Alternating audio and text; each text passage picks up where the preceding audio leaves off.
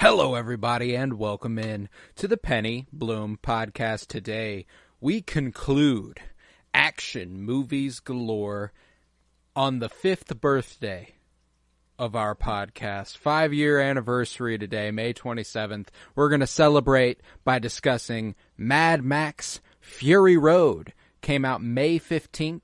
2015. It was written by Brendan McCarthy, Nick Lathuris, and George Miller. Directed by George Miller. I'm Colton Robertson. I'm joined by Joseph George. What's up, homie? Oh, what up, what up? Always a pleasure to be here. Oh, and it's always a pleasure to have you, and a joyous day. The 5th birthday of the pod. We're discussing an all-time great movie. It couldn't be getting better than this. This is also episode 5-year anniversary. 555. That's pretty satisfying. I like that. I like that. Whoa. How many? I guess Akira, Die Hard, Hardboiled.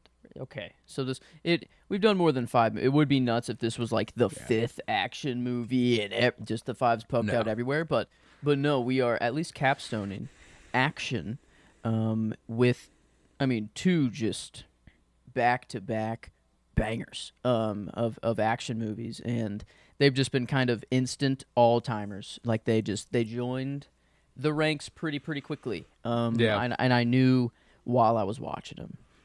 And it's crazy that I was in the theater when this movie came out. In the release, I saw it in 3D. Yeah. But I was asleep. I know I was asleep because there's no shot that I would have forgotten some of these visuals. Like, there's no way. Because at the end of the movie is when I finally recognize something. I'm like, this looks familiar. And whenever they get the swingy pendulums, or whatever, and they go from rig to rig, that is when I woke up. And I think that makes sense because it's getting loud at that point, and it's the end of the movie. I got my nap in. But I'm so pissed that I fell asleep for this movie because seeing it in 3D on the big screen would have been gnarly. Like, it would have been insane to actually have those memories. But that's okay. I got it in now. It's better late than never, I guess. And maybe with Furiosa they'll do a little I don't know. Maybe after little the late. Hype of it. But I'm like, maybe post Furiosa, possibly. We could probably count on it next year, 10 years of Fury Road, maybe that. But I fucking love this movie. I didn't watch it for the first time until just a couple months back, and then we brainchild this project in anticipation of Furiosa because I was like, I'm going to make sure we do something in anticipation of Furiosa because Fury Road fucking rocked.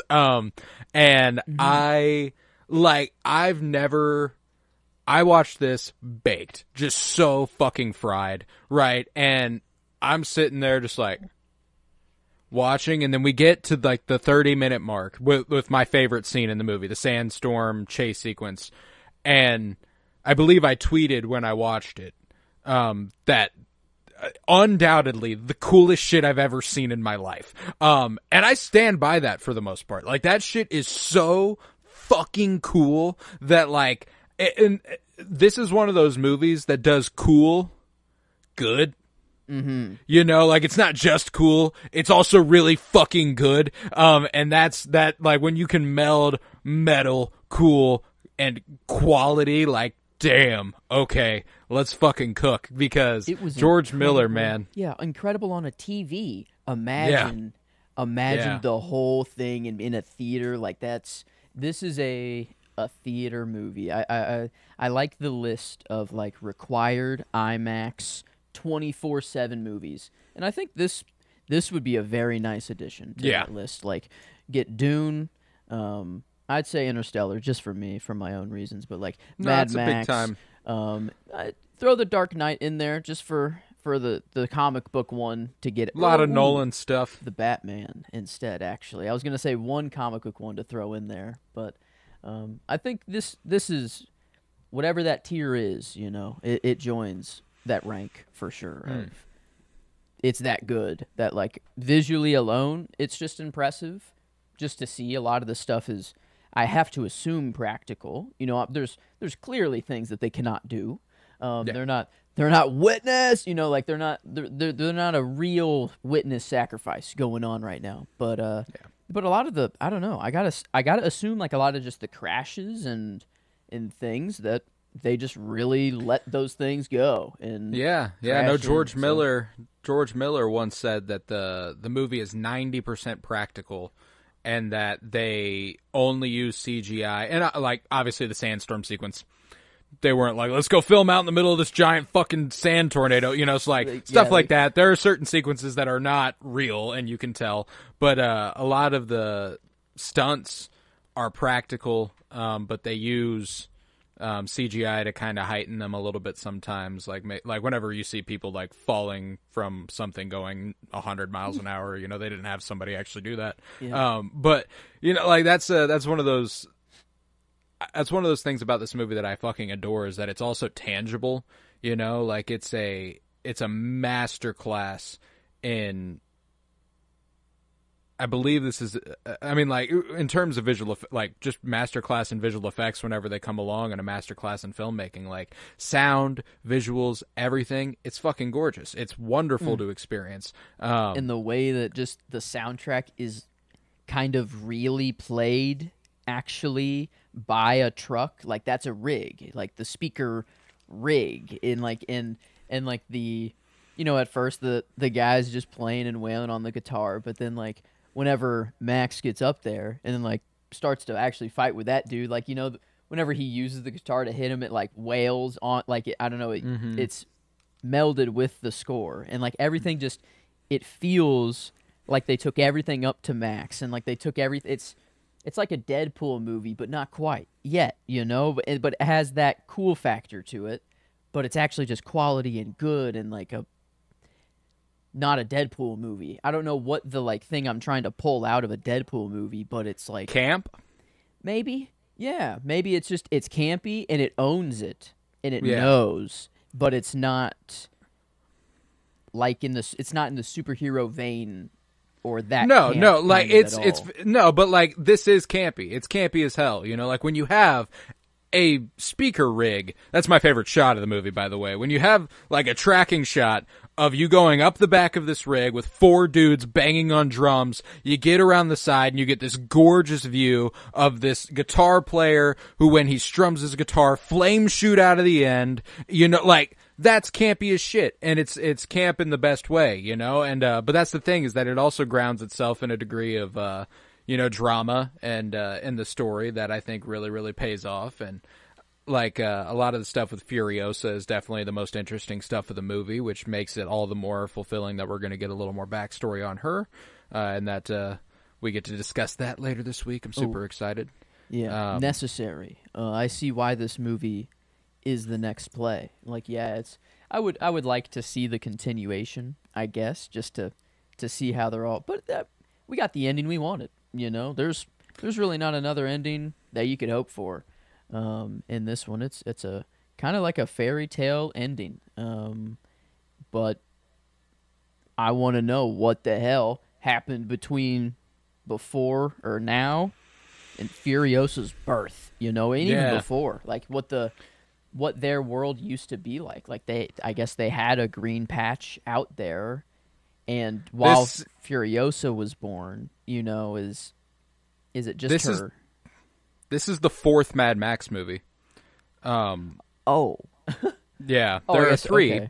Okay. There was a trilogy of Mad Max movies in the 80s, and the first one came out in 1979. That's the only one I've watched, and that one, unrecognizable compared to this. Like, I mean, like, that one might as well be taking place in the real world. It obviously did not have a crazy budget. It obviously did not have a big world to play with.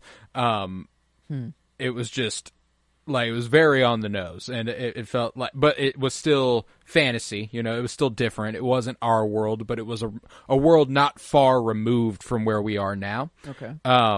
And so, like, that's the thing, is that, no, it's not entirely sand. It's not like they're having a water crisis at that time. Like, it's I need to watch the next 2 Mad Max movies, because I'm like, how the fuck do we get to where we're at in Fury Road?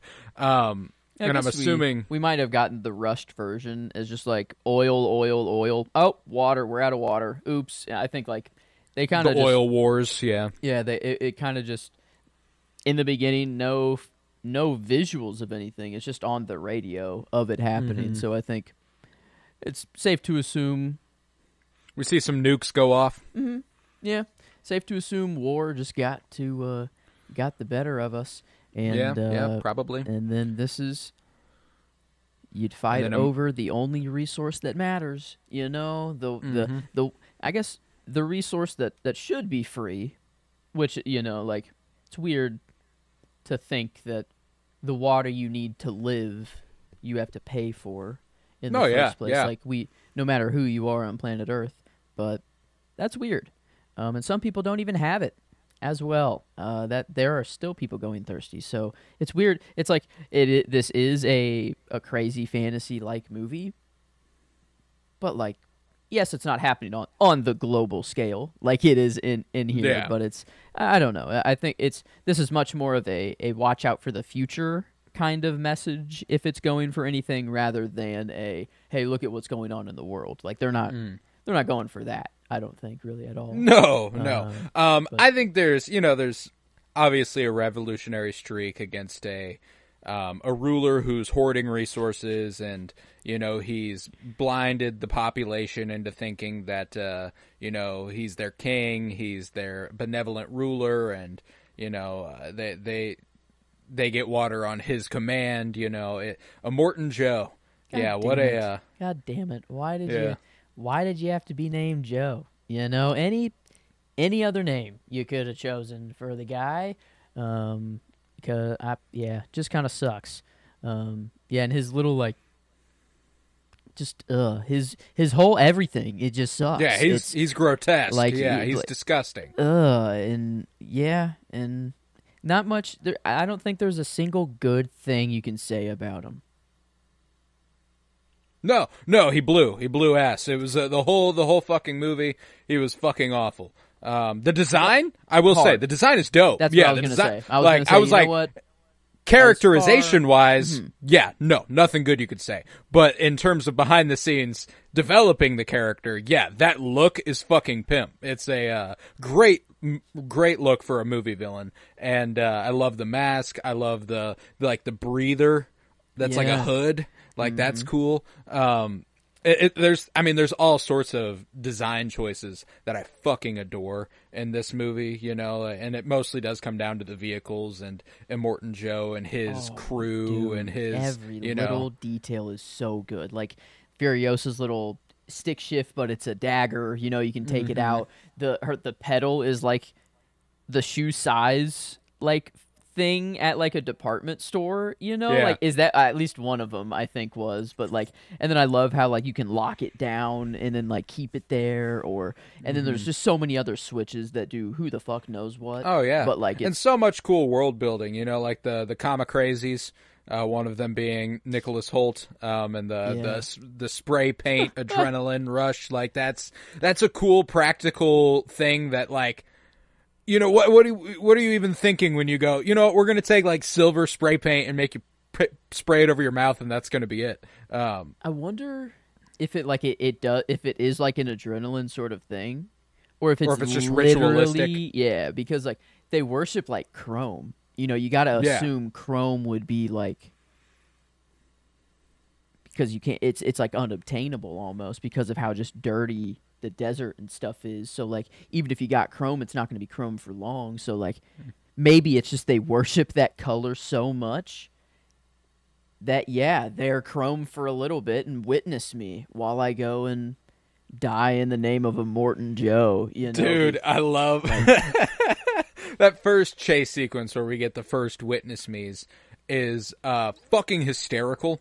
Also, by the way, I love when they go like, he's like, witness me, and they're like, witnessed, witnessed. No, first, like he starts to pull out the thing, and someone goes, no, but then he goes witness, and then everyone turns and they're like, okay, yeah. Like, no, I love when Nicholas Hoult like turns around and looks, and he's like pointing, and he goes, witnessed, like it's so goofy and like campy, like the world building is authentic and genuine, and they don't laugh at themselves, but because it is outlandish, it comes off as funny. It's not like it's and then to take something that was so funny at the beginning of the movie, to me anyway, and make it an emotional payoff like crazy at the end of the movie is fucking incredible. So I was just kind of floored by visual storytelling. I love that there's stretches of this movie where nobody speaks, and if they do, it's limited. Max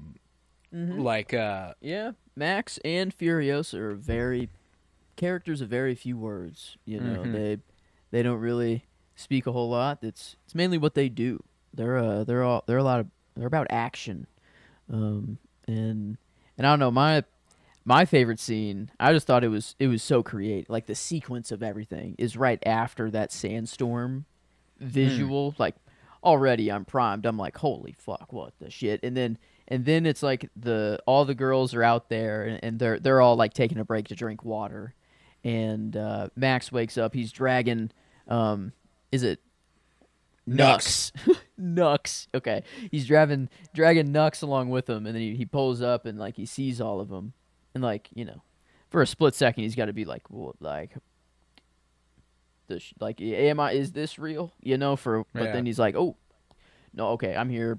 He's got a shotgun that he already knows the bullets are out, but then like that whole confrontation of him having like, no, just give me some water, and then the fight breaks out between him and Furiosa, and then Nux eventually wakes up mid-fight. So it's a 1v1. Well, all the girls kind of join in at some points, but really it's just like Max versus Furiosa.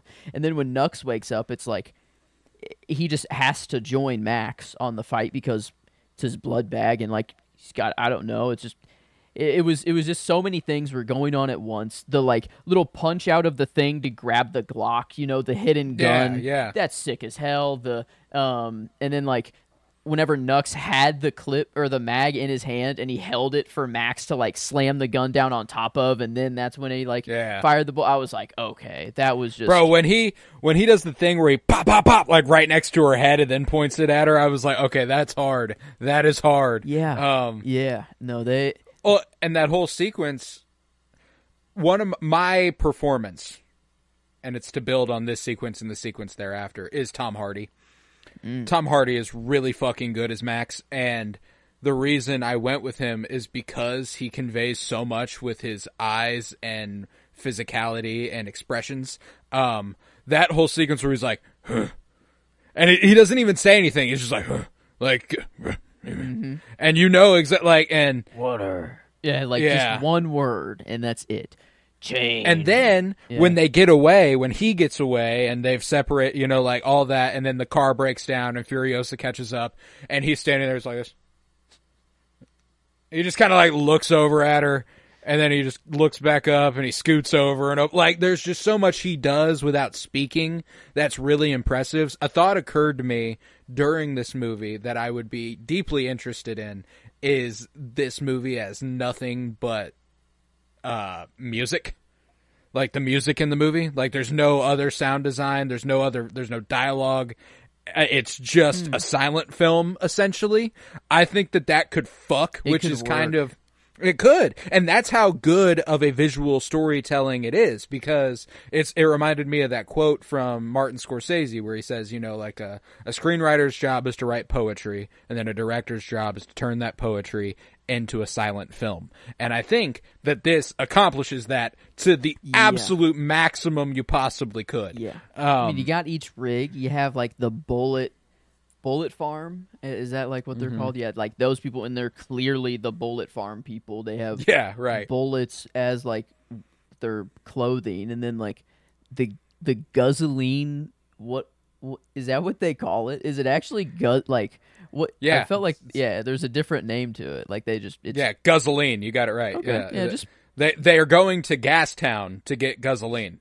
So like that, we're going to the bullet farm to get bullets and Gastown to get gasoline. Like, that's how the movie launches, and that's fucking awesome. You know, like, she will be taking my war rig. Yeah. And it's just, she decides, nah, I'm going to go try to find home and take a bunch of these girls with me because they don't want to be there. Obvious, you know, that is wrong. Yeah, and Zoe Kravitz being one among them was really cool. That was a really funny moment is I'm looking up at the screen, we're texting while this is happening. I look and I'm like, wait a minute. I'm like, is that Zoe Kravitz? And then you text me instantaneously that, like, yes, Zoe Kravitz is one of them actually. And then I'm like, oh, well, no shit. I'm like, what? Like, it was but the cast just really, really good. Like, I'm glad you went with Tom Hardy for the performance.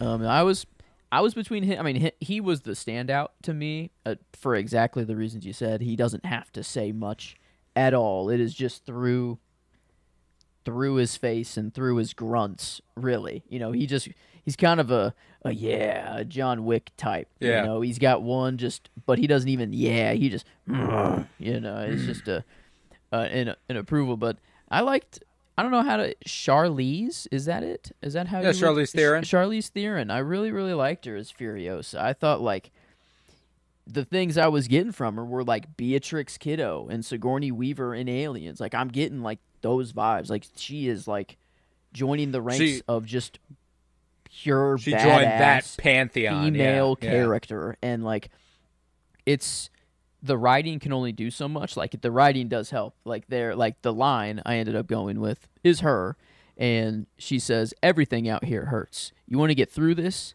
Do as I say.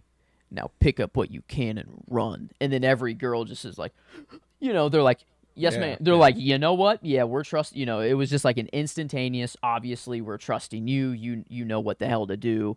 You're I don't know. And so I loved every second of Furiosa, and I think I was taking a liking to her because we're going into Furiosa, you know, next up, and so I'm taking a little closer look at her, and it dawned on me, like, a long way through the movie that I'm like, oh, wait a minute, the movie's called Mad Max, you know, like, this one isn't Furiosa yet. And, like, I'm not saying that Max took, like, a sideline and I didn't think of him as, like, the main guy.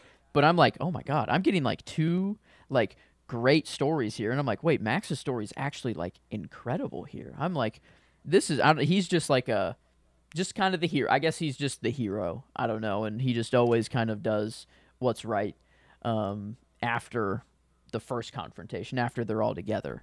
And I just, the story I thought was super creative, and I not, I guess, unpredictable, but, like, it went where I wanted to go, but there were twists and some things in there that I was like, oh, shit, that's, like, that's pretty sick. And it made me cry like a baby, like, on multiple points, like, especially his witness, like, Nux's witness was definitely... That's my line.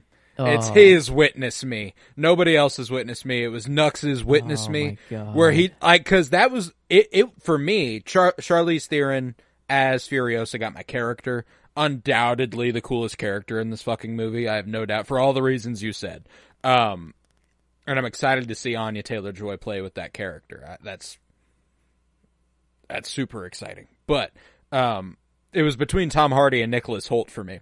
And the delivery of that witness me. It's not violent, it's not loud, it's not what he's, you know, it's not what they've been. It's like he's letting go of that, but there is still that, like, he's, like, accepting his fate, you know, and it's so cool, dude. And he knows this is the best play. Like, they have to, the blockade, like, or the, whatever that's, you know, to make the rocks fall and they can't get through. So, you know, all the war machines go. This was kind of one last, all the bad is gone after this. I guess Bullet Farm, and is that the idea that all of their forces are, like, out there at this moment? This is everything they got, you know, or is there more back home in Bullet Farm and Guzzling wherever? I don't know. In my head, everyone fucking died. You know, like, all the bad, just big machines that needed to go. they're gone, but all the people are chill, and then this will just kind of become the like mecha land, like the mega. Just this will be the first city again, post. I don't know what this. It should have a name. This kind of revolution. A Morton. They threw over a Morton Joe, I guess, and Bullet Farm King guy who led there. He's dead. Probably just like the Fury Road insurrection. Because that's what, like, they're on the Fury Road the whole time. That's why it's called Fury Road. I like that. Yeah, and like just man, it's so nice to have any revolutionary moment in any movie. Like just whenever the people are just like, let them up, like that's just a crowd. They tear in Morton unison. Joe limb from limb. Fucking awesome. Morton Joe is dead.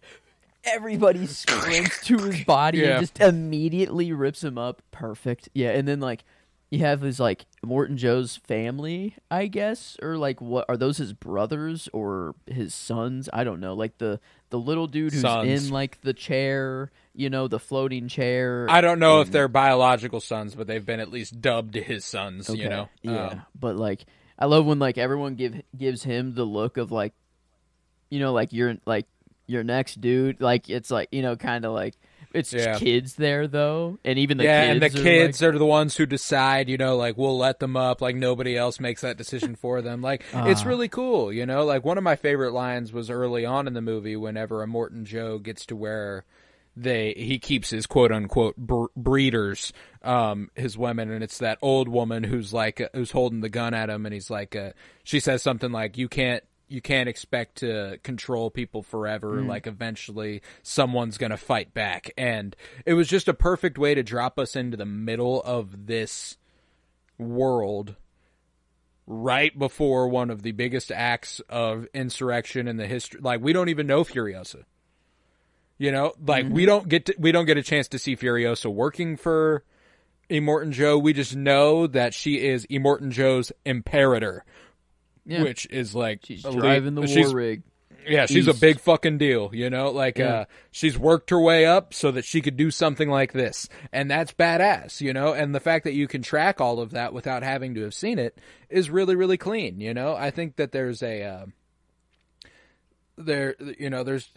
love the shiny and chrome element to it that they talk about during the movie. They're like, like one day I will join I will be at the gates of Valhalla, shiny and chrome. Yeah, and just that whole thing. It's in Rux or Nux. Sorry, he says like something was so cool, but he says it was so chrome. Like that was that it's like an adjective. Like I guess it is already, but like he using it. I don't know as like a different kind of adjective. Yeah, like it was so chrome, man. Like that's I don't know. I kind of like it. I can.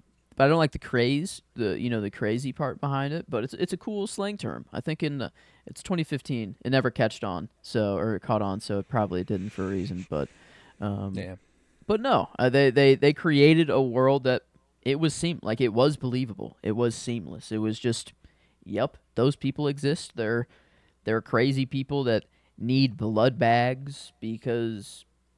Did they really ever explain why? Is it like why? Like I think they've been. I think that they're poisoned. I think that they're like something to do with like where they exist and where they like.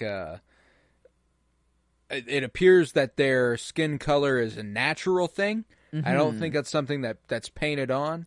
Yeah, some of them are clearly painted, and then some of them are very like it is them. Because he kind of gets more color at some points in the movie, like Nux.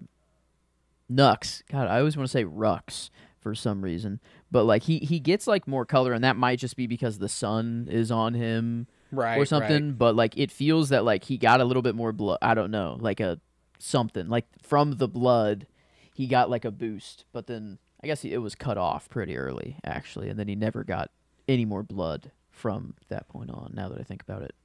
Yeah. But I'm not like those are things that are inconsequential though. Like you've just set up a world for me where these dudes need humans to donate them blood for some reason, and I don't even it's never important why. It's just that these people use people as blood bags. They are willing to because during the movie I just accepted it. I'm only thinking about it now. Like I was just like, he just needs his blood bag, and obviously he's on the front of the car because that looks fucking sick, and the chain, he needs to take him with him. Blood yeah, chain, and like that's just dope. Like I don't know, Yeah. like I just accepted it, full stop. And but they do. The only way they ever explain it is like at the beginning of the movie, whenever Nux is like, "I'm gonna go out there, I'm gonna die glorious on the Fury Road," and they're like, "You're too weak," and he's like, "Well, I'll take my blood bag," like so. That's right. And whenever they're planning on coming back and the big revolution plan, they're like, yeah, no, all this people who were there, they're like the sick war people, like the sick war boys. They can't even fight, like they're all sick and they need blood. So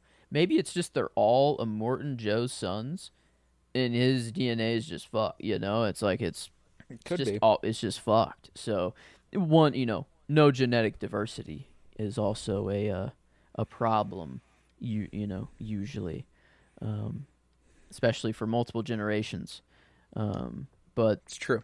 But yeah, he like the way he went out though. That was there's no other kill in the movie that can compare. There's a few maybe like Witness that like maybe is the other one, but that's not a cool kill. That was just an impactful kill. That was a meaningful kill. And there are other cool kills in the movie, but that one is the coolest kill. I mean, because I didn't know how he was gonna die. I knew it was coming in this moment, but I'm like, I didn't expect his face to be ripped off of his body, and that was it. It was just done. You see the blood. You hear the sound of what that would sound like, which Furiosa's arm getting torn off with it too, Yeah, definitely the coolest kill, and the one everyone wants, anyway. Like that's the death you want, the whole time. But that's the consequences of this movie, Yeah, I mean, I don't know. I guess the only way the ending could have been better is if old grandma that protected the seeds lived through it, If she didn't get, like, whatever in the neck, like a chainsaw, kind of something happened to her neck, She got. That's the only way the ending could have been happier. Yeah, literally. But she went out doing what she was, for a good cause. She had her seeds in her lap, She was like, I know I'm going. She's like, she just put her hand back, and the people knew. They're like, all right, yep, give Gran her seeds, let's and I don't know, a very, very, very useful bag right there. That is quite the important bag for the time in the world. And we do have one of those on Earth, underground in a bunker, and every seed imaginable. And I do like that. Multiple, spread around the world. I do get behind that. That is, I think, a good idea. Little fail-safes. Hopefully we don't need those. But Gran, I like that fail-safe. That's, a football, that's like the worst thing to carry around, like the nuclear football. That's like the exact opposite of like a nuke. That's like the antidote, it feels like. So I really like that visual and just idea in the first place. And the movie just ended so happily. Like, it was like, yeah, there's already crops there. There's already green. They let the water go. Yeah, like. The music in that final scene is so fucking strong. I love the rising crescendo of when Max is retreating into the crowd and Furiosa is being raised up with the ladies. And there's actually a shot in the Furiosa trailer that is a reference to that moment that I'd never realized because really? I just hadn't thought of it. Whenever, like, there's a shot, like the title card drops and it's like it's below Furiosa looking up at her, and it all like comes together, and it's like the exact same stance she's in. And I was like, oh shit, cool. That's a nice little homage. But yeah, no, like that shot was impactful. The last little nod between Max and Furiosa, and whenever they are doing the blood transfusion, he's choosing to do the blood transfusion for Furiosa this time, which is super. And he's like, "Sorry, this is gonna suck." Yeah. Yeah. Oh, he says sorry every time too. Like for the first lung puncture, he says sorry, and then for the IV, he says sorry. It was like by He's the a sweet end, guy, by the end he's of the a sweet movie, guy. Max was my character, and what solidified it, the nail in the coffin, was him walking away. Like him deciding not to go up and stay down and walk away and not be with that group. It solidified him. It is like he understands that He like, is so humble to admit he is the Mahdi. All the more reason to believe that he is. Yes, yes. Max would be the Muad'Dib. Max would be the Paul. Yes, but it was because I kind of wanted it. I'm like I thought that I didn't think the movie would end with them rising up. I thought that maybe we would actually see them get to the top and do some stuff. I like the way it ends. I like that it is just the start and you don't need any more. But what made it just even better was the decision of him not to go up and just to kind of disappear back into the crowd. And because I guess he was the one who came out first and was like, "Yo, what up? Here's a Morton Joe." So he got his cred. True. He got his claim. He let everyone tear up a Morton Joe right away. Yeah. But the important, what needed to stay, the visual that the people needed to see there was what they got. And oh my God, was it just chef's kiss? Like it was the ending. I couldn't have asked for anything. Oh, genuinely perfect ending to this movie, man. Like I was so over. Like it's one of those ones that it's just so triumphant. It reminds me of the last frame of Return of the Jedi when they're celebrating in the Ewok village, and it's Han Solo, Leia, Lando, and Luke all huddled there together. 3PO, R2, Chewie, they're all standing there, and it closes. And there's this, there's a triumph in that's like the job's been done, and I love the idea, but there's the other layer too where it's like the job's also starting. We gotta do something new now, and I feel like that's what this movie's tone ends with, and I appreciate that because like I said, I watched the first Mad Max movie, and like not even fucking close to being as good as this. Not to say that I didn't enjoy it. I enjoyed it. I had a good time, but like guess I knew it was a saga. I guess I did know that coming in, but like I just haven't heard of the previous movies. I think maybe that's why, is that this was maybe the first one to there's do like it. But Matt, I think one of them's called like the Thunderdome or something like that, which is kind of cool. Let's see. Beyond Mad Thunderdome. Max. Yeah, that was 1985. The Road Warrior. Mel Gibson, Tina Turner. Okay. Like Mel Gibson was originally Max, I guess. So it's not like it was a small project at the time. Like this, no, it was still big. But okay, yeah. Wow. So Furiosa would be. So it's just like the fifth movie then, or I mean, was Mad Max 1979? That was Mel Gibson's like first thing. So that's what made him famous? It was certainly a launching off point for him. Wow. Yeah, just 1, 2, Beyond Thunderdome, then Fury Road. What's The Wasteland? I see something that's like after Furiosa, I guess. It's probably something that's in development.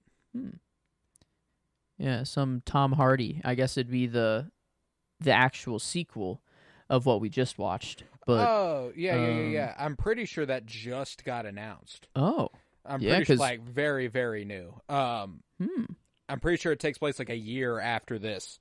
To follow what he does have some history. There definitely is something to him where, like, all the flashbacks that he's having, the little girl that he sees. and just all of that. And I guess it's not like it's ever we don't ever meet the actual, that girl. It's just I guess it's kind of just assume that it's his mental, it's his trauma. But do they ever actually explain? There's never like his origin at all, or like no, not during this movie. And that's one of those things where like they're kind of towing a line where it's hard to say. I think I'm not like I said, I've only watched the first Mad Max movie. I don't know how much further this is set after that, because I don't know if the Max Mel Gibson is playing is the Max that Tom Hardy's playing. Okay, I didn't even. They're vague enough about it to be like it could be a different Max, but there is something strikingly similar to what happens in the first Mad Max movie as his like trauma. So like I'm like, it's not the exact same, but it's similar, and it's not like it. So it was vague enough to be like, if we want it to be a different guy, we can make it a different guy. But if it isn't a different guy, you can just watch the other movies. I think it depended on the success of Fury Road. And I mean, it was a fucking smash. It's got nominated for, Best Picture, Best Director, Best All. It won six Oscars. It was a huge fucking deal. And George Miller, I like George Miller a lot. You know his movies from, Happy Feet? I do know Happy Feet. He directed Happy Feet. He directed one of my favorite Susan Sarandon movies in The Witches of Eastwick. We have a Kansas City Film Critics Circle Award. It's been a while since I've just even checked. We've probably had some in the past. Had a few. But this won the best film. And he won Best Director. And Charlize Theron, she won Best Actress. And then it was also nominated for Outstanding Science Fiction, Fantasy, or Horror Film. But it won the Best Film overall, so hell yeah, let's go Kansas City. We know what the fuck is up. I don't know what else came out in 2015. If there's I'm like Best Actress. That was the one Brie Larson won, and I'm a big Brie Larson guy, so I'm happy with that. What movie would that have been for? Do you know? Room, fantastic. I haven't seen it, but I'm okay. I'm not. That doesn't upset me that she lost to Brie Larson. It does upset me. The Revenant won cinematography over this. Don't like Revenant. that. The Revenant. Why? Leonardo DiCaprio. I'm pretty yes. sure you own it. That is another one that I fell asleep for. Not common that I fall asleep for a movie. That was at home too. But yeah, another one I do need to rewatch. For sure, because I haven't actually seen it. I was watching the back of my eyelids for that one, but Spotlight was the film that won Best Picture that year, which is one I can't really speak on, but I've heard good things about it. But yeah, it wasn't quite all encompassing like RRR in the sense of, there was no dance breakout scenes. We didn't get any dance numbers or everything. But I mean, it hit all the boxes that it pretty much could have for the movie that they're making. Oh no, yeah, this is a fascinating movie because I don't think that the story is as good as it possibly could have been, in terms of the exploration of these characters and their relationships and stuff. It is very simple, but I think it benefits from being that simple. I think it benefits from, just being like, here's what's happening, here's what we need to overcome. And they do form those relationships over the course of the movie, and it pays off big. I do end up crying at the end, so it's a weird one to kind of say that, but like there is a stretch during the second act where I feel like there's a little bit of there is a direction, we know where we're going, but it is a little like a reset almost. Like we come out fucking swinging first act, we come out fucking swinging in the final act, and you need a second act where you slow down a little bit and you do these sorts of things. But I don't know, it feels like in terms of what the movie was setting up on the, it would be nice might have been to have like a middle conflict sort, like just something to spice up that middle section, because the beginning it was they're running away, and all of the chaos that I'm comes like, from that, and the that's second act, we get the bullet farm people at night. Like that sequence is really cool. Love the night switch. Yeah, that was nice. That was super cool. That's when Nux kind of officially chooses his side. Him and his so like it's all important stuff. Like I don't want to dismiss it as being like a bad part of the movie. It's not. It's still very good. It's just that like when you mentioned that RRR is all encompassing in a way that this movie is not, I agree with that. I think that there is a stretch in the middle of this movie where I am comfortable just kind of being like, checking my phone or something. That's kind of true. Like, yeah, RRR, you're not like that. You're kind of in the whole goddamn time. And that's not to like. And again, I want to make sure that everybody knows. It's not to say that I think the second act is bad. It's just that it was a solid point in the movie where it was like, okay, well, we need to do a lot of build up, and we did it. We accomplished that, and it was necessary for sure. But not as still fantasy for sure, but we're not quite to the fantasy level of our the still we don't have any superhuman. It's still based in realism, I guess. Mad Max is just, we love our realistic fantasy in the US, I think. But man, it'd be nice if Furiosa could just chuck one of these little war boys just 50 yards in the air. I don't know, just they all need the little pendulum swings, but then you just see Max just leap, just go. I don't know. Yeah. It'd be, but I could take. I don't know. But see, then stuff like that is also really away, cool but practically. Like that the pendulum swings. Like that's a design choice that is like that's not something we fucking use. Like that that's was sick. That's like weaponizing like Navy tech, like not like Navy. I mean like old Navy technology, like mid. Yeah, they're throwing 16, spears at the wheels, boats, they're like that. They're doing. I mean, it's just a truck. That's the most modern thing, is that it just has an engine and it goes. But then other than that, they're like, it's like they're fighting with like horse and chariots, kind of. It's like, I mean, the blood bag and like with Tom Hardy up on the front, it kind of makes it appear that way, that he's like kind of the engine that's pulling him along, but. Obviously, there's a whole car there, but yeah, I mean that's. I would have liked, I guess. I don't know what to put in the middle because it is all important things that do happen and like. No, yeah, and I'm like that's why I'm not like. Yeah, I don't think that there is much a way to improve the movie. This is a fucking incredible film. It's just that like when you're comparing it to something as all encompassing as RRR, there's very few things that are. Like it's just that is.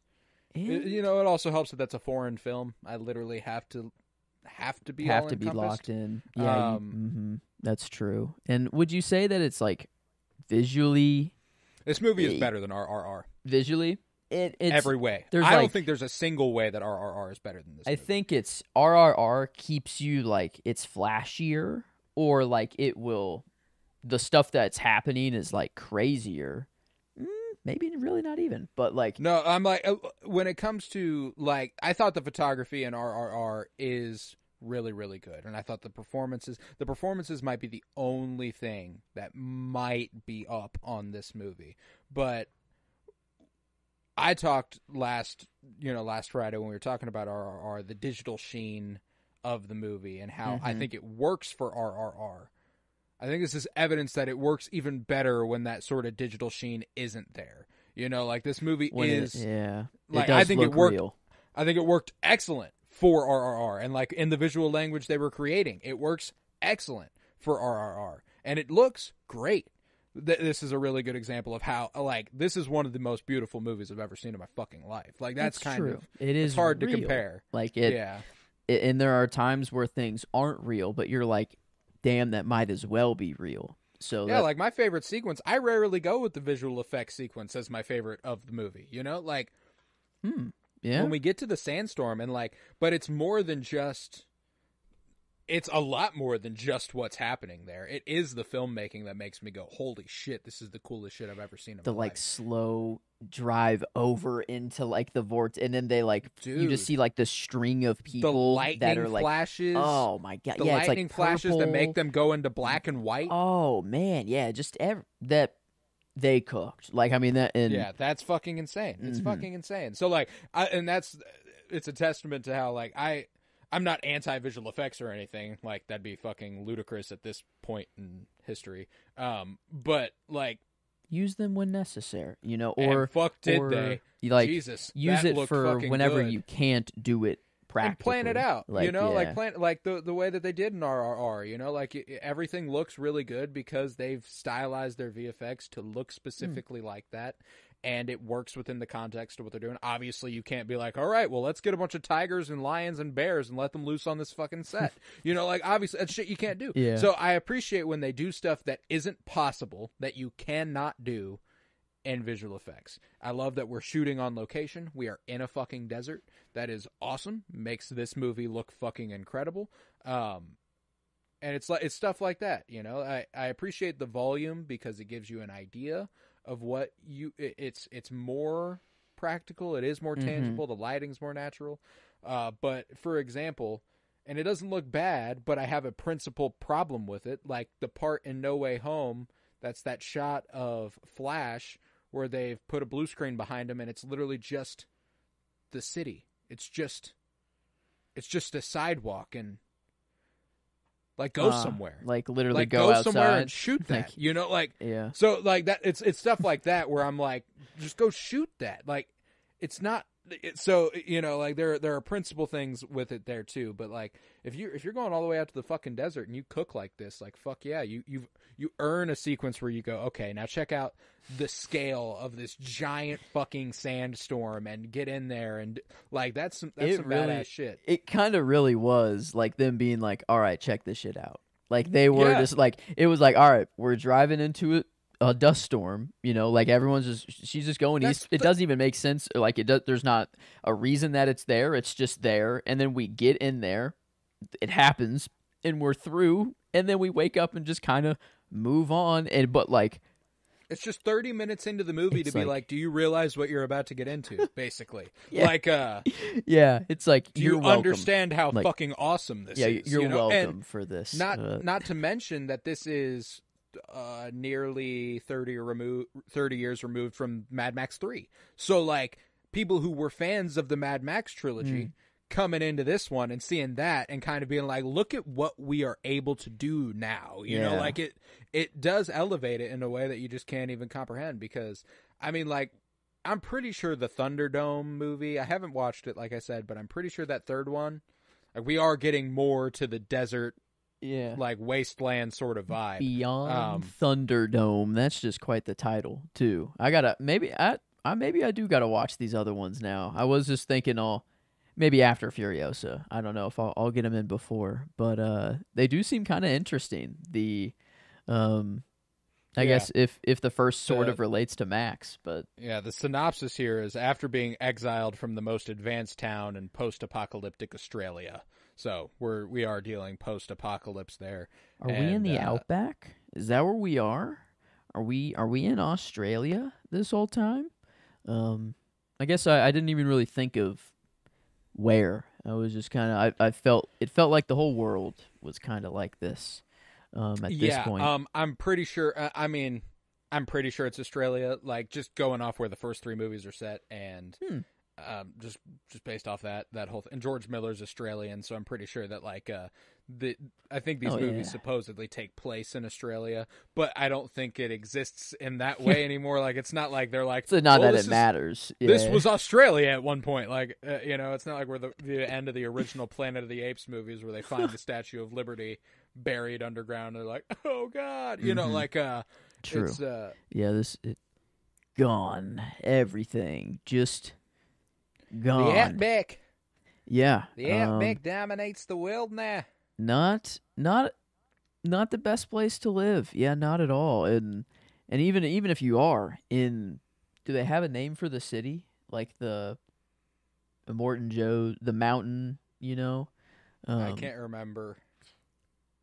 I feel like it was like they're like they're going back to the blank. I know. They know it's unguarded. They're going I can't back remember to the something. Whatever. I feel like it's something simple. It's like not even that big of a deal. Like I feel like it's like fucking city or something. I don't. I live. I die. I live The again. Citadel. The Citadel. Citadel. There you go. Okay. There you go. Okay. I was a syllable off with the city. The C sounded right too, but I'm like, huh? But okay, the Citadel. Even if you do live there, you get water for a little bit, and then you get an Immortan Joe little over the intercom going, "Don't get addicted. Don't get addicted to water now, you silly humans. You know, don't. You will become dependent on it."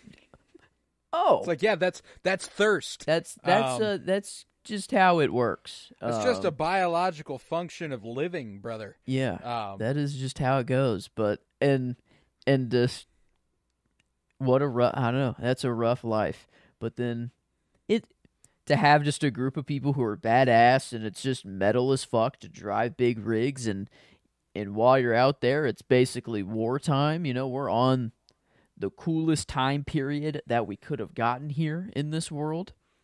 Yeah. No, they knew what they were doing. I think it's nice that we have reached just a time in history where we're able to do things that we wanted to always do in movies, because like even with the new Star Wars movies, like just seeing Poe in an X-Wing get like 8 TIE fighters within 2 seconds, like it just couldn't be done in the 70s or the 80s. Like that would have taken weeks and weeks for that single shot for them to get. But like with just what we have now, it's they're able to do it in maybe a couple days or something. You know, I don't know. It still could take time, but a movie like apparently Furiosa has an action sequence that took like a month to film. Okay, and in today's standards, then what takes a month to shoot? You know what? Because I guess. Now that I'm trying to think of like the trailer of Furiosa to think of like what we're getting, because I've always just watched it and just been like, I don't really know the backstory at all. I don't even know Mad Max, so I don't even really know what I'm watching. I see it for the cool visuals and stuff. Yeah. So okay, Chris Hemsworth and I mean it's the same aesthetics. Like it is mostly. I think it's only a few years before this. And she was taken because that's in the trailer that she was taken away from her home. And then, like she says in this movie that she's been gone 17 years. Yeah, at least the ones that she can remember. That was a sad thing. That was like plus the ones I can't remember. And damn, so like was she taken like before she was like 4 years old? Basically, like is that the idea? Like before her memory was a thing, she was taken, or like no? I did the math because. They say it in days. She says she's been gone 7,000 something days. Yeah. And I believe I plugged it into a calculator to see how many years it was, and it was about 17. That sounds if right. I recall correctly. And Charlize Theron, not 21, So I'm going north of that for sure. I think it's just that like she's been through so much that some stuff is blocked out and some of it is not, like when she explains that her mother died on the 3rd day. Like she's like, I've been gone for 17,000 and my mom died on the 3rd one. So like it's not like she doesn't remember the beginning of the journey. There's just parts of it that she does not remember. I see. Yeah. Which damn. Yeah. So I guess Furiosa is just she has been taken at some point, and we will see her at the Citadel. I get like her rise. I guess like we know that she eventually gets to a high-ranking spot where she can do this. So like it's from, I guess it's just her origin is what it seems like, which I don't know. Yeah, I'm pretty sure Immortan Joe is in this movie. Sadly, he won't be played by the same gentleman as he passed away a few years back. Oh man. Yeah, Hugh Keys Byrne. He was actually in the original Mad Max 2 as a character named Toe Cutter. So there was a lot of speculation like, did this guy become Immortan Joe in the fall of the at least there is in my head. From Toe Cutter to Immortan Joe. That's so I'm like Toe Cutter. See. Like that's what he did. Like he cut off toes. Yeah, that was his thing. Okay. Okay. Okay. Okay, so I'm looking up the Mad Max timeline because now I'm curious. Okay, Mad Max, the original Mad Max, is set in the mid 1980s. So it's not like it's super far in the future. Okay.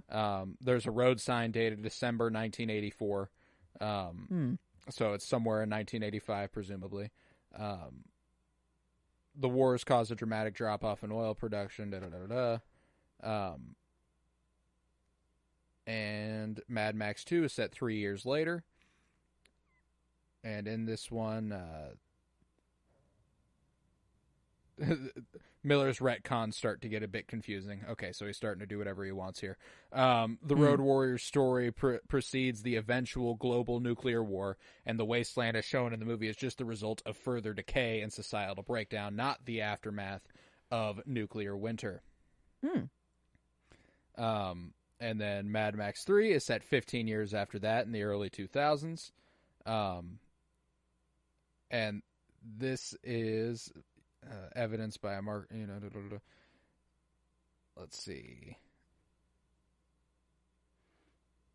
The timeline becomes problematic retroactively because Mad Max Fury Road Beyond Thunderdome takes place well after the nuclear war, regardless of which timeline is being used. Which timeline? That's funny. Yeah, because there's like comics that apparently they're like, no, that's. And then Mad Max Fury Road is like probably about 2050. So like there's a huge gap. It's like we jumped 50 years into. So like that's a good way to put it. But I'm pretty sure there's a literal number given in the Furiosa trailer that's like this many years after the fall. I can't remember specifically what it is, but it's. I think it's a fascinating world that I'm not banking on being like the most cohesive. It's kind of like Evil Dead, where like if you watch the Evil Dead movies, you'll watch Evil Dead 2 and you'll be like, what happened here? What happened? And then you'll go. I mean, Evil Dead 3. It's a perfect continuation of Evil Dead 2, but it's set in medieval times. So yeah, shit like that. It's like I don't anticipate. It's just fun, campy 80s franchises that became something else as the creator wanted it to. Something that you can't do now, as exemplified by the cohesiveness, seemingly, of Fury Road and Furiosa. I think this is one of those things where, like, I don't think you'd be hard-pressed to find anybody being like, well, you have to watch the first 3 Mad Max movies. You know what I'm saying? Like, you should watch Fury Road. Does not matter if you watched the first 3. Yeah, doesn't seem like... I mean, I have the urge to go to them now. Like, I think like it'll be maybe a worthwhile just thing to check out, just to see where it's spawned from and everything. So they've all been directed by the same guy. It's George Miller since 1979. He's been doing these movies. The Georges, the George Lucas and George Miller. Why are the Georges just they got it like that?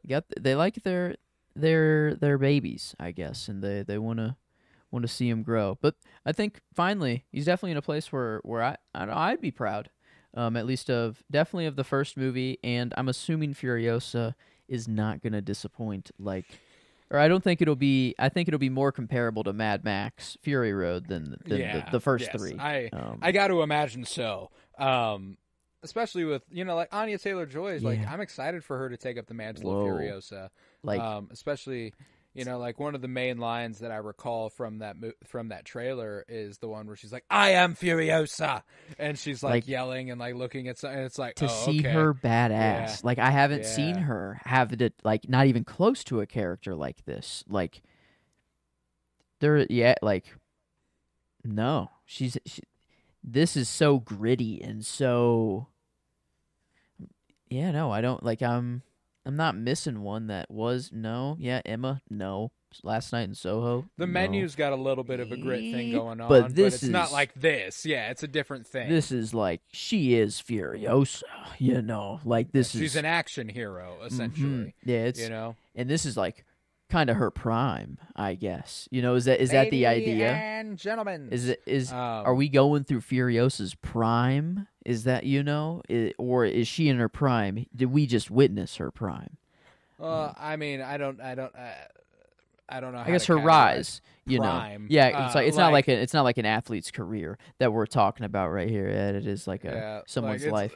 Like, what would you say John Wick's prime was? Like all 4 movies, you know? Like it's one of those things. But like, are we seeing that post prime? You know, like exactly. That was a Michael. You got to imagine that 28-year-old John Wick was kind of fucking crazy with it. You know what I'm saying? So like, it's one of those things where it's like, you know, maybe we are about to see Furiosa even cooler. But I expect it'll be like a work up to this point. Like she will be developing her craft to becoming although, you know, where she was raised, they kind of got it like that. Clearly, that lady being like, I always hit my shots straight through the medulla. You know, like that whole thing. One man. Yeah. Like, and love the little interjections from the, like the wives that were all there, like whenever like cool. with Nux, it was like, you know, then who killed the world? Whenever, and then they like threw him out. Like it's like he's like, I'm not to blame, I'm not sorry, but she's like, well, you're the hand that did it, you know. And then like the little whisper that one of them gives Max, like, what is what is coming ahead? Is it inevitable? Like, I don't know, some tongue like weird kind of thing, and then I feel like there was one later on that I'm missing. I feel like there was kind of one more. Definitely, but there's like some really interesting, just particular world building. Not languages because it's English, but like it's jargon and you know, like regional dialect. Oh, they said like, I thought that you were beyond all that. I thought you girls are beyond all that. You know, she was kind of a little disappointed at first that like killing was such second nature to her, but then she was like, "Hey, come here." She was like, "Let me explain to you why we kill." But whenever that dude does the first "witness me," and they all go "witnessed," and then one of them's like mediocre, like mediocre's like good for some reason. It's like, what the fuck? They're like mediocre. It's like, I don't. Okay. I am the scales of justice, conductor of the choir of death. Sing, brother heckler. Sing, brother coke. Sing, brothers, sing, sing. The bullet farmer, whenever he's got the guns in his hand and he's just going to town. Yeah, like there's some great fucking stuff in this movie, man. Put a bullet in her skull, stop the rig, return my treasures to me, and I will carry you to the gates of Valhalla. Am I awaited? Nux asks. You will ride eternal, shiny and chrome. Like, all that shit is so fucking stupid. I love it. He's like, oh my god, my dreams are coming true. A Morden Joe just sprayed gold or chrome spray paint on my mouth. But, yeah, weird thing to look forward to, or a thing to think you're complete with. It's definitely interesting. The organic mechanic, incredible. Keeper of the seeds. Yeah, Zoe Kravitz is Toast the Knowing. The Knowing. Yeah. She just it is known. You know, she knows. The Dag is. Yep. Man. He's a crazy smeg who eats Schlanger. You know, like, she's the one who says that. You remember that whenever they're like looking at Max and they're like, who the fuck is this guy? And she's like, he's a crazy smeg, whatever the fuck that means, who eats Schlanger, which I'm assuming is shit. But still, I don't know. He's a crazy smeg who eats Schlanger. And she's definitely the one who says most of the shit that's like that. Maybe eats people. Is that the idea? Because he was gonna. Could be. He was like Schlanger, though. He was gonna, like, whenever he couldn't chop his chain off, he was gonna bite. He's just gonna bite through Nux's hand, to get it off. And like, that's not cannibalism. That just is like he's trying to get the chain off. But it did hit me. I was like, I don't know, because there was a lot of his origin that's unknown. He came from, I don't know. You know, we don't know where, right? Like. He was captured at the beginning, and he had like a whole different outfit on. Like, I mean, there was a whole different look to him, and like, so I was like, I don't know, is there like a crazy cannibal clan? And that's gonna be a detail that comes out, and they're gonna have to be like, oh shit, you know, we're not dealing with the good guy we thought we were dealing with, but that never came back around. So I don't think the dude's a cannibal. You know, he seemed pretty chill. Max was, he was pretty chill and pretty respectful to humans. at least to Yeah. Furiosa at the end, was very, very nice and very sorry, Furiosa. Yeah, he's ultimately a good guy, it seems like. The Keeper of Seeds, a Keeper of the Seeds. That is an epic character name. Like that's. I mean, I'm looking through. There's some pretty fucking awesome ones. One of them is Cheeto the Fragile. Rictus Erectus. That is Erectus. That's his last name. Erectus. The People Eater. Yeah. Who was that? Was there a cannibal in there? Did I actually miss a cannibal? The Doof Warrior. Yeah. I mean, Toast. That's incredible. yeah. Toast. Yeah. Toast the Knowing. But wow, that big dude, the buff guy, was Rictus Erectus. That's just Rictus Erectus. We got Corpus Colossus, which is also pretty incredible. that sounds like that should be the big guy. Yeah, you would think so. The Vulvani, the Vivalni, who's just the Vuvolini, capable. The Vuvolini. Yeah. Is that one of the wives? Just capable. Slit? What? Who Slit? Slit? Slit was one of the main like war boys. Yeah. Mm-hmm. What is he in? Oh my God, he's in a Marvel or some X-Men, The Last Stand, Striker, or First Class, young or Striker. Wolverine Origins. I can't remember which one, but yeah, he's a striker. Ew. I knew you had a hateable face. But wow, yeah. I mean, character names are freaking epic. Are these like based off novels, or was this just the books or the first movies, and that's the source? Oh yeah, no, this is the source is it's all movies. No, there are no Mad Max books. Okay.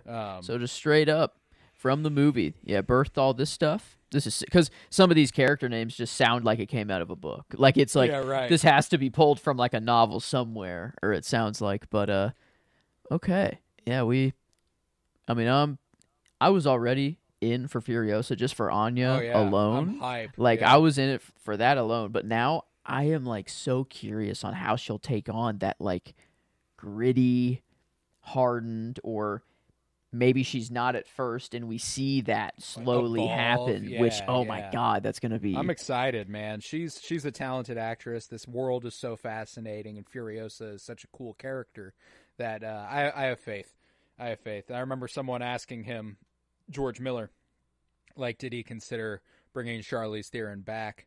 Because Charlize Theron is no fucking joke. She's a fantastic actress, who you've almost certainly seen in more things than you think. But they were like, did you think about, hopping on the de-aging wave? And he goes, no, he basically went, no, why the fuck would I do that? Like he was like, I have a very talented young actress. Why the fuck would I de-age? He's like, if we do sequels, yeah, I'll bring Charlize Theron back. If we do something a little closer to that, yeah, I'd like to have Charlize Theron back. But like, this is 20, 30 years before. So yeah, I'll take Anya Taylor-Joy in the meantime. Wow. Yeah, it looks like Charlize Theron like produces a lot too. Because I saw Mindhunter pop up, and I did watch that on Netflix at first when it popped out, and I'm like, I don't remember her being in it, but she was an executive producer of it for 19 episodes of it, which I don't know. I did like that. I think that's the only thing I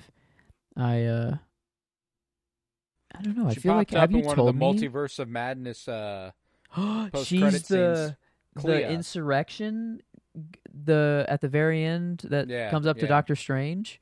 Yep, that's her. Oh, okay. Okay. Great romantic comedy called The Long Shot with Seth Rogen. She's in that. I'm pretty sure she got involved in the Fast and Furious movies. She was in Atomic Blonde, which was directed by David Leitch, who did the movie we just saw, Fall Guy. Oh, okay. She's one of the funniest characters in Arrested Development. And just a storyline that, there's a lot of people who say, like, there are certain things you just couldn't get away with today. And people always go, like, look at It's Always Sunny in Philadelphia. Like, yeah, you can get away with shit. Like, but, like, that's kind of it. Like, It's Always Sunny in Philadelphia, you could kind of get away with some of the stuff that used to happen on TV. You couldn't do what Arrested Development did with Charlize Theron now, I don't think. Okay. It's pretty incredible. Pretty incredible stuff. Super fucking funny. Yeah, Okay, she was I in don't. Prometheus. A lot of stuff you've heard of. She was in Hancock. Oh, okay. Yeah, I know that. That was a. Oh yeah, yeah. She's wow. That I don't know. That's a movie I kind of just forget about, but was just good. I don't know. I remember it just being good. I feel like you've told me about Monster before. It's 2003 though, which why I feel like it was a No, recent Monster or like something that. Monster last year. It's a Japanese film. That's it. Okay, Yeah, I'm like it's not that. that I'm like yeah. I'm Monster. like this didn't seem quite right. Yeah, but 2023's Monster, directed by Hirokazu Koreeda, is really fucking good. Charlize Theron is not in it, Okay. nor did she produce it. But yeah, no, very talented actress, and so I'm excited to see Anya Taylor-Joy tackle this role. And man, yeah, I don't really have much else to say on Fury Road. It was just an incredible feat of visual storytelling. Incredible soundtrack. I love the soundtrack by Junkie XL. They also did Justice League, which is about the only good thing about that movie from 2017 is the soundtrack. Yeah.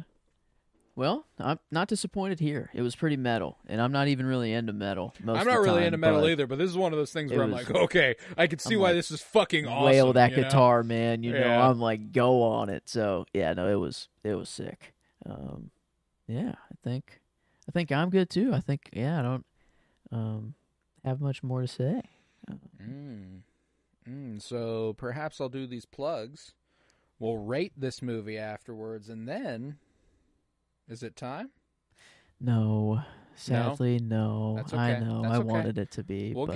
get to it eventually. We'll get to it eventually, and we'll just leave that as a tease for now for everybody.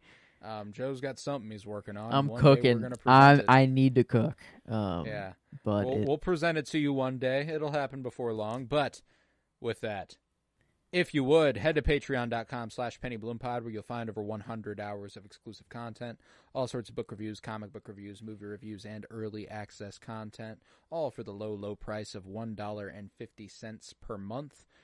That money goes back into making sure I can put this podcast on, which is huge because it costs me money and I don't make any off of it unless it's over there. Head to Twitter, follow at PennyBloomPod, follow on Instagram at PennyBloomPodcast. You can also follow on TikTok at PennyBloomPodcast, and you can watch on YouTube now. Go ahead and look us up, Penny Bloom Podcast. We are there. Leave a 5-star rate and review wherever you might be listening, and continue to download episodes. We're getting into a really telling period for the podcast. We're about to start House of the Dragon here in a couple weeks, and so it's a really important one. So if you're a big fan of House of the Dragon, if you're a big fan of Game of Thrones, join us. We're covering it weekly every Monday, from whence that show starts to come out. So. And download. I would appreciate that greatly. But yeah, let's rate this thing. How are we feeling, enjoyment-wise, on a scale of 1 to 10? Well, I don't know if I'm quite at a 10. That's like you know, when you're at a 10. You're at a 10? I am, yes. Really? So, like, if you're not, Okay. that's fine. I We was can like talk about it. 9.75 or 9.5, but I'm like if you're 9.75 is if feeling you're not right. there. If you're not there, that's fine. I can get with that. 9.75 is cool with me. But no, that's good to know that like this is a 10 for you though. No, I fucking love this movie. There's I mean, like it's just, I think, I wonder if I watched this before RRR, if I give it a 10, and then I watch RRR and I'm like, that's just also a 10. But I think you're holding it up to a standard that it's not reaching. And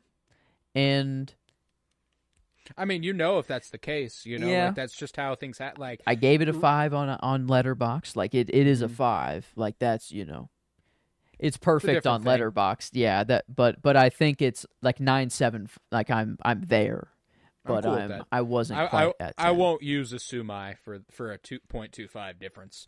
That's fine. If you were at a 9, I might sumai this into a 10. Yeah, But if you're at a no. 9.75, we're cool. I'm cool with that. Yeah, this is one of those ones where I know I love this movie. I know it's one of my all-time favorites.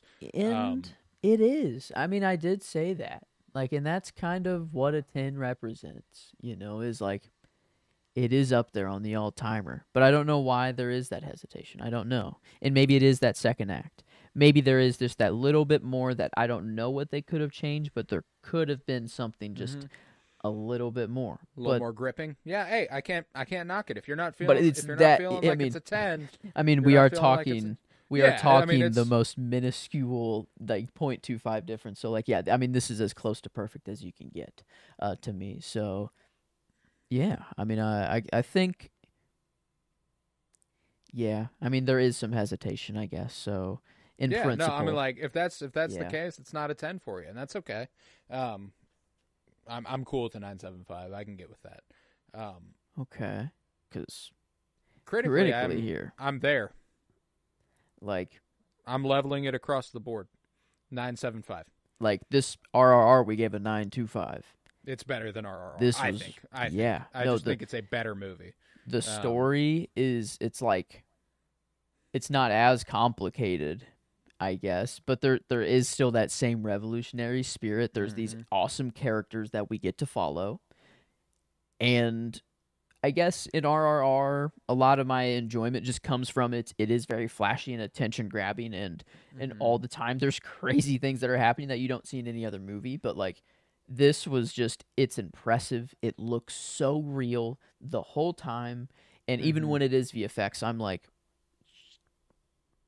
I never was once taken out from the VFX are incredible. Yeah. The performances are great. The story is, I mean, beat by beat, really, really strong. I mean, and again, I think that the photography here, it's just one of the prettiest movies I've ever seen. That shot where Furiosa drops to her knees and like screams, like that's fucking gorgeous. That was one of them. Yeah, that was one of the shots. I'm a sucker for that. Just, I cried too with her. So like, it was like, it automatically enhanced the shot too. But yeah, I mean, I have no qualms because we can't give a 10 critically. That's one of something those ones you can't where, do, but like, whenever people are like championing, like naturalistic lighting, and they're like, "Well, fake lighting looks stupid. Like, where's it coming from?"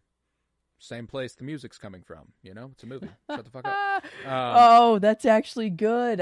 Oh my god, I haven't heard that before. Where the I got that from somewhere. Where's the music coming from? That's and look at the nighttime here. Look how much better it looks from. And then where's the light during coming nighttime, from? I don't whenever they do that thing where like it's like color graded to be all blue, and then there are specific parts of it that they light to be like normal coloring, and it's like, that's fucking awesome. That's a beautiful way to place emphasis. And no, it's not natural. No, it doesn't make sense. That's fucking cool though. Like, you're taking advantage of the medium of movies, and I think that that's something that a lot more people should embrace. So I loved the visual language of this movie, and for me, it was enough to propel it to a 10 purely off vibes, enjoyment wise, and then to anchor it and be just as good as it was. I'm 9.5 to 9.75. I'm there. Like, it's as good as any other movie I've ever seen. I like the level out. I like that it is like, because I can't give anything a 10 critically ever. I think we never have. That is, I think, just something on principle we should never do. But I mean, that's where I am. I'm like, I don't know what more they could have done to make this movie critically better. Like, no. Everything was firing. Like the V8, they're praising the V8.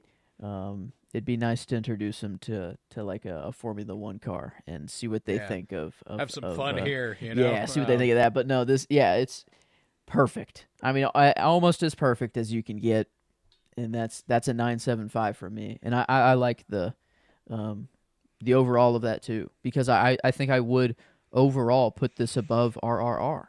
But I did just purely enjoy it more. No, yeah, and I get that. Like, RRR has a fun streak this one doesn't quite have, and which is bizarre to say because it has a deeper depth of like tragedy since it is based in real world. But like, there is something more fun about RRR and watching that. Like, it is a different level of just kind of like I did get up and dance. I'm smiling ear to ear watching RRR at points, and most of Fury Road is kind of spent in awe, just kind of like, whoa.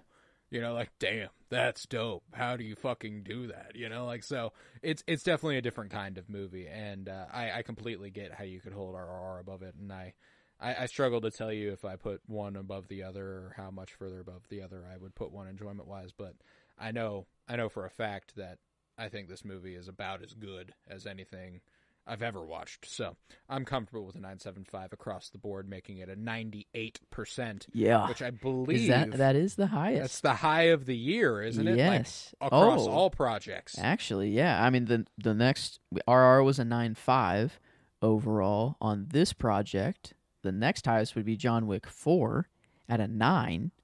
And then I guess we get Monkey Man. Monkey Man was probably a 9.5. Let's see. Monkey Man, a 9 flat.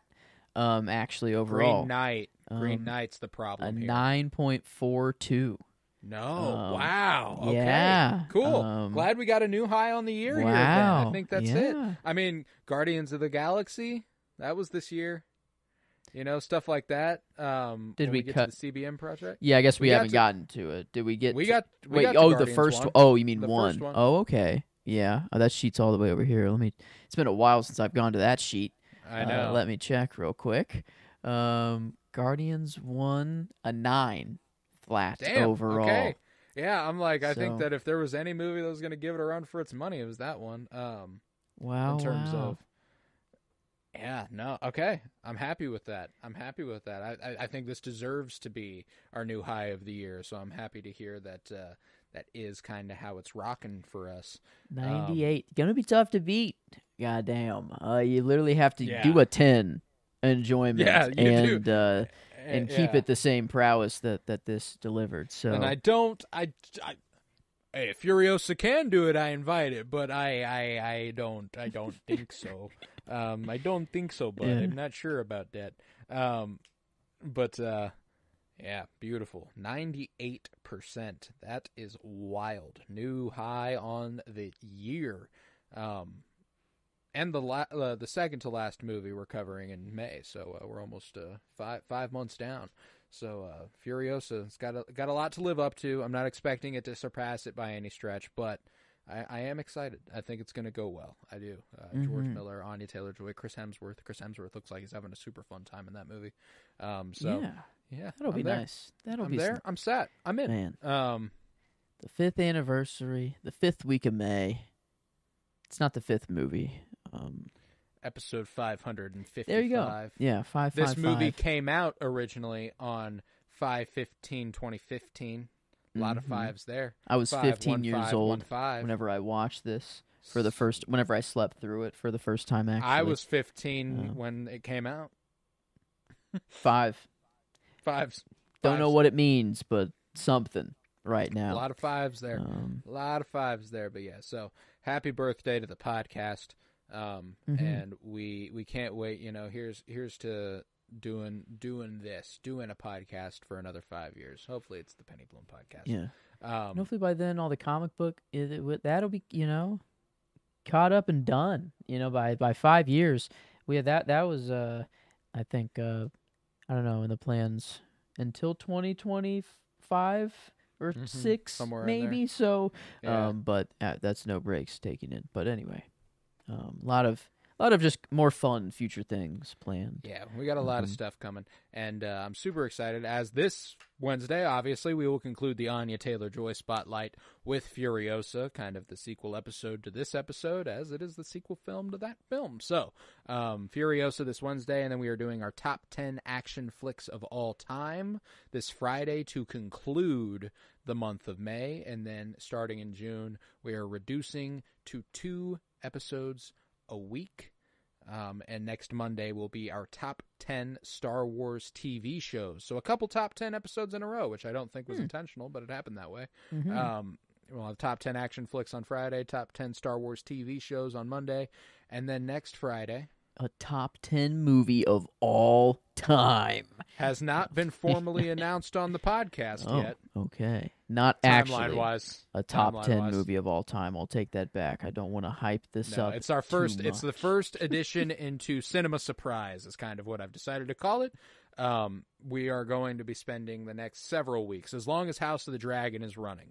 We are going to be covering one movie a week, and every week it'll be alternating between me and Joe picking a movie.